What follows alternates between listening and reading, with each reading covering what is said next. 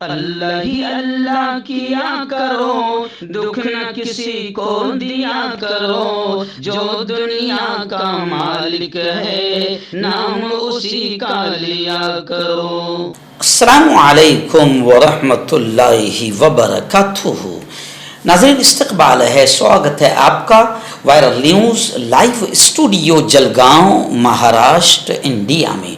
मैं आपका मेज़बान मुफ्ती मोहम्मद हारून नदवी। आइए प्यारे मुल्क भारत की बहुत ही ख़ास बड़ी 10 अहम खबरों पर नज़र डालते हैं। लेकिन सबसे पहले मैं अपील करूंगा कि जो साथी नए हैं और अभी तक इस बेबाक सच्चे चैनल से जुड़े नहीं हैं, अगर आप चाहते हो कि आपको मुल्क भारत की और पूरी दुनिया की सही और सच्ची खबरें देखने और सुनने को मिलें, तो फिर आप इस चैनल से जुड़ जाइए। सब्सक्राइब कर लीजिए हमारे इस चैनल को, बेल आइकॉन घंटी के बटन को दबा दीजिए ताकि हमारी हर वीडियो, हर खबर आपको आपके मोबाइल पर मिल सके। और हाँ नाज़रीन, हम हर रोज़ एक अपील करते हैं कि प्लीज़, ये एक प्राइवेट चैनल है और चैनल चलाने के लिए पूरी टीम काम करती है, बड़ा रुपया पैसा खर्च होता है। अगर आप चाहते हो कि ऐसे चैनल जो जुल्म और जालिमों के ख़िलाफ़ बेबाक अंदाज में बोल रहे हैं, अगर आप चाहते हो कि ऐसे चैनल मजबूत हों, तो प्लीज़ आप चैनल की फाइनेंशियल हेल्प, माली ताआवुन, माली मदद ज़रूर कीजिए। स्क्रीन पर आप नज़र डालें, हमारे चैनल का बैंक अकाउंट नंबर भी दिया गया है। और अगर आप ऑनलाइन पैसा भेजकर मदद करना चाहते हैं तो गूगल पे, फ़ोन पे और पेटीएम तीनों का एक ही नंबर है, 9637541786। अल्लाह ने जो भी आपको ताकत दी है उस एतबार से हर दिन या हफ्ते या महीने में एक बार ही सही 200, 500, 1000 जो भी आप चैनल की मदद कर सकते हैं मदद कीजिए, चैनल को मजबूत कीजिए, हमारा साथ दीजिए। नाज़रीन, पहली बड़ी खबर इस वक्त मुंबई से आ रही है। मुंबई से हमारे रिपोर्टर मुफ्ती अबू अय्यूब ने बताया कि महाराष्ट्र असेंबली इलेक्शन से पहले असदुद्दीन ओवैसी की पार्टी में फूट पड़ गई। मुंबई दफ्तर में MIM के मुंबई ऑफिस में इम्तियाज़ जलील जो महाराष्ट्र के अध्यक्ष है, उनकी प्रेस कॉन्फ्रेंस में आपसी खलफशार हो गया। हंगामा आराई हुई, जोरदार अंदाज में हंगामा आराई के साथ गालम गलोच का मंजर भी नजर आया। फयाज अहमद खान बरतरफ कर दिए गए, रईस लश्कर ये मुंबई सदर मुंतखब किए गए। साबिक सदर ने मजलिस को बी टीम बताया, यानी पहले बाहर वाले असदुद्दीन ओवैसी की पार्टी MIM को बीजेपी की बी टीम कहते थे। अब खुद सदर ने, यानी जो अब तक सदर थे MIM के, उन्होंने खुद कहा कि सचमुच MIM बीजेपी के लिए काम करती है और बीजेपी की बी टीम है। महाराष्ट्र असेंबली इलेक्शन से पहले असदुद्दीन ओवैसी की पार्टी में महाराष्ट्र में बड़ी फूट का और अंदरूनी खलफशार का मंजर सामने आया है। नाज़रीन, दूसरी बड़ी खबर इस वक्त तलाक़े सलासा को लेकर आ रही है। मरकजी हुकूमत ने सुप्रीम कोर्ट में एक नया हलफनामा दाखिल किया। 3 तलाक के मुजरिमाना होने का दिफा किया कि 3 तलाक जुर्म है। तलाक़े सलासा ने मुस्लिम ख़वातीन की हालत को काबिले रहम बना दिया। यकीनन 3 तलाक जो है वो शरीयत भी नहीं कहती कि आप 3 तलाक दीजिए, शरीयत भी नहीं कहती, बल्कि शरीयत ने तलाक देने के तरीके बताए हैं, फर्स्ट, सेकंड एंड थर्ड। लेकिन अगर किसी ने दे दिया तो उसकी 3 तलाक तो हो जाती है, मगर 3 तलाक देना खुद अल्लाह और उसके रसूल की निगाह में जुर्म है। मगर बीजेपी जो इसे जुर्म बनाकर पेश कर रही है, उसका मकसद अलग है। तो अब लोग ये कह रहे हैं कि भैया 3 तलाक देकर कम से कम औरत को, मुस्लिम खातून को शौहर की मुसीबतों से और ससुराल से के जंजाल और परेशानी से जान बचाने और बचने का मौका मिल जाता है। लेकिन जिन लोगों ने तलाक नहीं रखा है, जिनके धर्म में तलाक नहीं है, और अगर वो औरत को रखना नहीं चाहते हैं तो वो तो मार देते हैं या ऐसी इतना टॉर्चर करते हैं कि औरत आत्महत्या करने पर मजबूर हो जाती है। तो 3 तलाक से ज़्यादा खतरनाक वो कवानीन हैं जो औरत को आज़ादी देने का या आज़ादी लेने का हक नहीं देते। नाज़रीन, आसाम से बड़ी खबर आ रही है। जी हाँ, लव जिहाद जो भगवा आतंकवादियों का एक पैदा किया हुआ लफ्ज़ है। इस्लाम में जब लव ही नहीं है, शादी से पहले प्यार ही नहीं है, तो जिहाद जैसा पवित्र लफ्ज़ जो बुराइयों से रोकने का हुक्म देता है, जी हाँ, तो वो लव यानी गंदगी के साथ कैसे जुड़ेगा। तो ये जो भगवा लव ट्रैप है और भगवा आतंकवादी है, उन्होंने लव जिहाद का नाम देकर मुसलमानों को बदनाम किया है। और आसाम से खबर आ रही है कि लव जिहाद के इल्ज़ाम में एक मुस्लिम युवक अली की वहशियाना पिटाई की गई। बड़ी यूं समझिए कि बड़ी दरिंदगी के साथ उसकी पिटाई की गई। यौम आज़ादी पर यानी 15 अगस्त पर खातून दोस्त से मिलना अली को बड़ा महंगा पड़ा। पॉक्सो एक्ट के तहत उस पर कार्रवाई की गई। मुस्लिम नौजवान को गिरफ्तार भी कर लिया गया है। खैर, बहुत अच्छी बात है। अगर कोई किसी हिंदू लड़की को अगर गलत कदम से उसको साथ लेता है तो उस पर कार्रवाई होनी चाहिए। लेकिन सवाल ये उठता है कि कानून दोनों के लिए एक जैसा होना चाहिए। एक तरफ रोजाना मुसलमान लड़कियों को शुद्धिकरण करवाया जा रहा है, जबरन उनका मजहब तब्दील करवाया जा रहा है। भगवा आतंकवादी मुस्लिम लड़कियों को अपनी जिंदगी में शामिल कर रहे हैं, उनको भगवा लव ट्रैप का शिकार बना रहे हैं, इश्क और प्रेम के जाल में प्रिप्लान अंदाज में फंसा रहे। तो फिर भगवा जिहादियों पर, आतंकवादियों पर कार्रवाई क्यों नहीं? आइए नाज़रीन, बड़ी खबर आ रही है। जी हाँ, आप जानते हैं कि कोलकाता में एक ट्रेनी महिला डॉक्टर की जो इस्मत दरी गैंगरेप और उसका कत्ल किया गया, इसको लेकर पूरे हिंदुस्तान में अब जनता जो है वो नरेंद्र मोदी पर और बीजेपी पर थूक रही है। कांग्रेस के सीनियर लीडर ने तो साफ तौर से कहा है कि मोदी जी में अगर थोड़ी सी गैरत और शर्म होगी तो उन्होंने इस्तीफा दे देना चाहिए, क्योंकि इन 10 सालों में सबसे ज़्यादा महिला पीड़ित हुई है और महिलाओं का रेप हुआ है। ये वही मक्कार और गद्दार सरकार है जिसने बेटी बचाओ और बेटी पढ़ाओ का नारा लगाई थी, लेकिन इनके 10 सालों में जितना बेटियों का, महिलाओं का रेप हुआ है, 70 सालों में उतना रेप नहीं हुआ है। खैर, कोलकाता की इस महिला डॉक्टर की इस्मत दरी और कत्ल को लेकर वकीलों ने, एडवोकेट्स ने भी अब जोरदार अंदाज में एहतजाज किया, आंदोलन किया। और जो पद्म याफ्ता यानी जो पद्मश्री डॉक्टर्स है, उन्होंने नरेंद्र मोदी को खत लिखा। लेकिन आप जानते हैं कि नरेंद्र मोदी बेशर्मी की एक मूर्ति का नाम है, बेगैरती की एक मूर्ति का नाम है। उनको कितना भी खत लिख दो, कितना भी उनके खिलाफ आंदोलन कर लो, पूरी खवातीन भी अगर थूके तो भी वो इस्तीफा देने वाले नहीं हैं और उन्हें गैरत और शर्म आने वाली नहीं है। आइए नाज़रीन, बड़ी खबर आ रही है। जी हाँ, नरेंद्र जी मोदी, खबर आ रही है कि अभी 2 दिन के बाद 23 अगस्त को यूक्रेन जाएंगे। यूक्रेन यही है, दिल्ली से मेरा ख्याल 50 किलोमीटर होगा यूक्रेन, और मणिपुर 7 समंदर पार है। 1.5 साल में अभी तक मणिपुर का वीजा नरेंद्र मोदी को मिल नहीं पाया है। मणिपुर नहीं पहुंच पाए हैं क्योंकि मणिपुर बाहर मुल्क है, विदेश है, 7 समुद्र पार है। वहां लोगों का, वहां हिंदुस्तानियों के कपड़े उतारे जा रहे हैं, महिलाओं को नंगा किया जा रहा है, मारा जा रहा है। 1.5 साल से मणिपुर जल रहा है, लेकिन बहुत दूर है मणिपुर, इसलिए अभी तक अमित शाह और नरेंद्र मोदी जा नहीं पाए।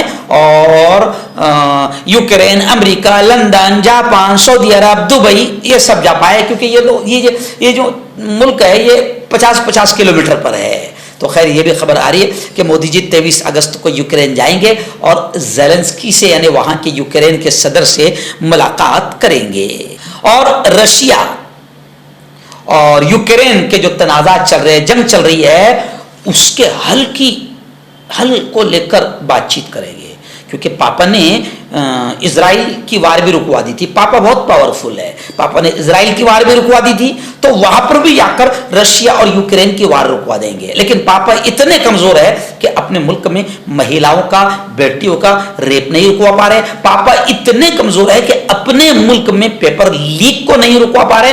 पापा इतने कमजोर है कि अपने मुल्क में मणिपुर में 1.5 साल से आग लगी हुई है, लोगों को मारा काटा जा रहा है, महिलाओं को नंगा किया जा रहा है। पापा मणिपुर में जंग नहीं रुकवा पाए हैं, लेकिन यूक्रेन जाएंगे और उनकी रशिया की और उसकी जंग रुकवाएंगे। इससे पहले उन्होंने इजराइल और हमास की वार भी पापा ने रुकवाई थी। आइए नाज़रीन, जमीयत उलमा महाराष्ट्र अरशद मदनी, मुफ्ती अबू अयूब अंसारी ने यह खबर हमें भेजी है कि गुज़िश्ता 2 दिन पहले जमीयत उलमा महाराष्ट्र अरशद मदनी के ऑफिस मुंबई पर मुस्तहिक तलबा और मुस्तहिक तालिबात को तालीमी वज़ाइफ के चेक तकसीम किए गए।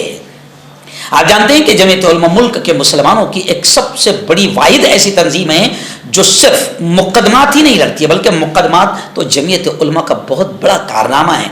जब रिश्तेदार भी साथ नहीं दे पाते हैं, जब किसी जवान पर आतंकवाद का संगीन इल्जाम लगाकर उसे उठाकर जेल की सलाखों में डाला जाता है, उस वक्त जमीयत उलमा महाराष्ट्र अरशद मदनी मुकदमात लड़ती है, सुप्रीम कोर्ट तक पहुंचती है, लाखों रुपए खर्च करती है। तो ये तो जमीयत उलमा का बड़ा काम है। लेकिन उसके साथ साथ जमीयत उलमा इस्लाह माशरा का काम करती है, इर्तिदाद फैल रहा है इसको रोकने की मेहनत करती है, नशे के खिलाफ मेहनत करती है। ऐसे ही कौमी यकजहती, मुल्क में नफरतों का माहौल बन रहा है तो कौमी यकजहती राष्ट्रीय एकात्मता का माहौल बनाती है।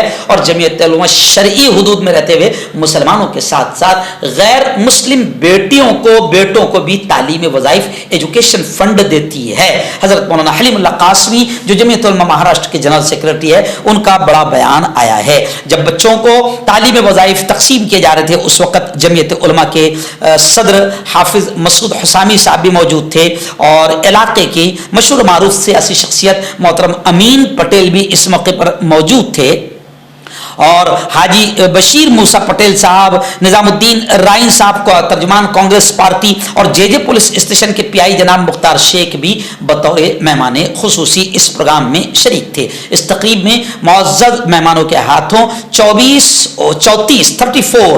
स्टूडेंट्स, होनार तलबा व तालिबात को चेक देकर इस मुहिम का आगाज किया गया। मैं आपको बता दूं कि हर साल सैकड़ों की तादाद में तलबा व तालिबात इस जमीयत उलमा की एजुकेशन फंड स्कीम से फायदा उठाते हैं। इस मौके पर इलाके के विधायक अमीन पटेल ने जमीयत उलमा हिंद की मुल्क और मिल्लत के लिए जो खिदमात है इसका तस्करा करते हुए उन्होंने कौमी सदर राष्ट्रीय अध्यक्ष हजरत मौलाना अरशद मदनी की क़ियादत और रहनुमाई में अंजाम पाने वाले इस नेक काम की खुलकर सताइश की और जमीयत उलमा महाराष्ट्र के दो बुजुर्ग मरहूम मौलाना मुस्तकीम असद आज़मी साबिक सदर और अलहाज गुलजार अहमद आज़मी साबिक सेक्रेटरी कानूनी इमदाद कमेटी के खला का जिक्र करते हुए दोनों मरहूमीन के दुआए मग़फ़िरत भी की गई।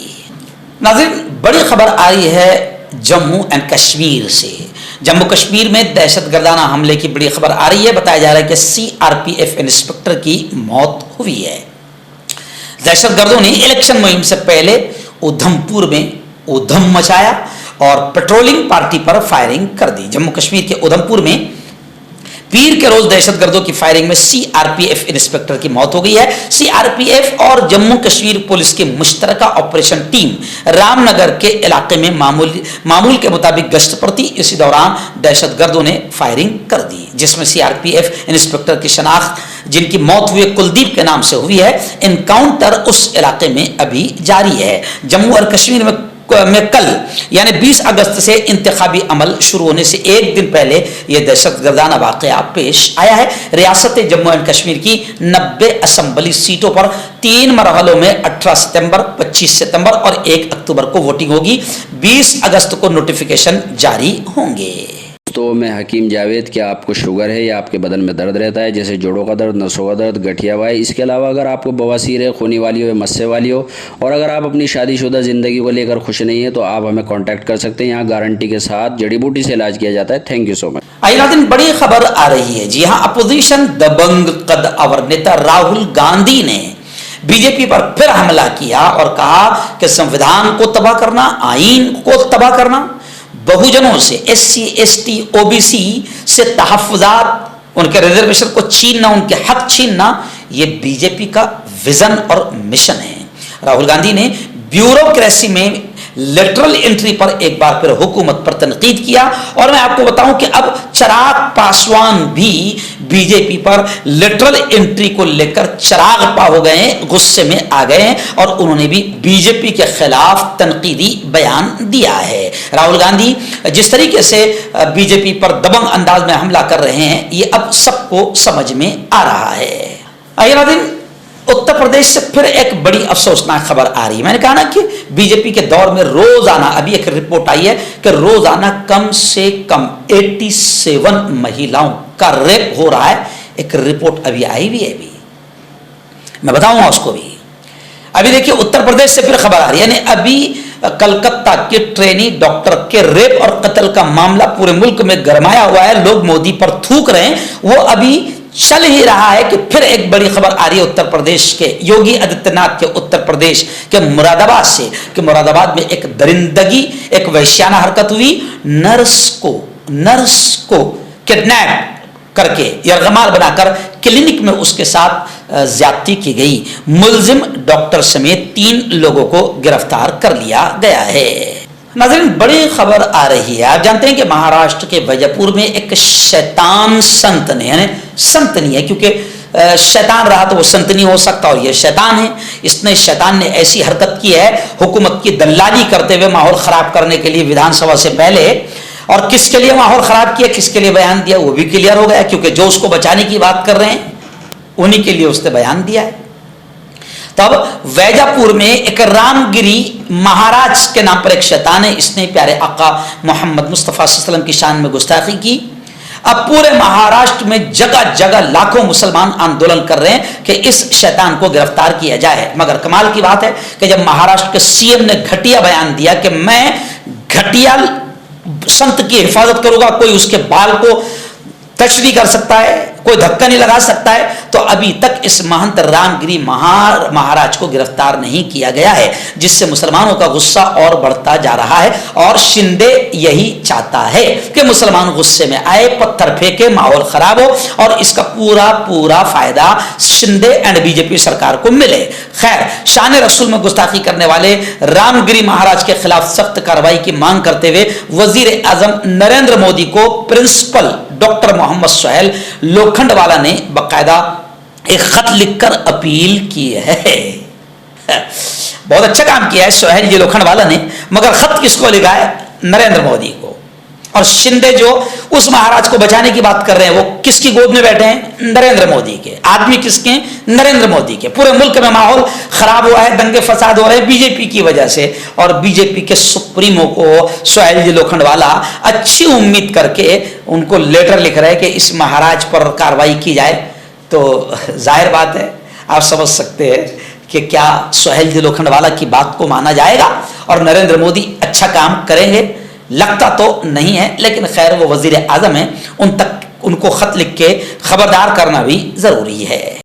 मर्दाना ताकत हासिल करें 72 घंटों के अंदर, वो भी जड़ी बूटियों द्वारा। हकीम याकूब खान से कांटेक्ट करें, जो कि 75 सालों से हिकमत कर रहे हैं। इसके अलावा जोड़ों में दर्द, गुर्दों में पथरी, शुगर, खुजली, ल्यूकेरिया का गारंटी से इलाज किया जाता है। अभी कांटेक्ट। हर्बल सेहत लाए 100% देसी जड़ी बूटियों से इलाज। मर्दाना ताकत, लिकोरिया, शुगर बिना अंग्रेजी दवाई, बिना परहेज के खत्म हो जाती है। इसके अलावा जोड़ों का दर्द, घुटनों का दर्द, गुर्दे की पथरी, खुजली, बवासीर, खूनी मस्से वाली, वजन कम करना, वजन बढ़ाना, अभी कांटेक्ट।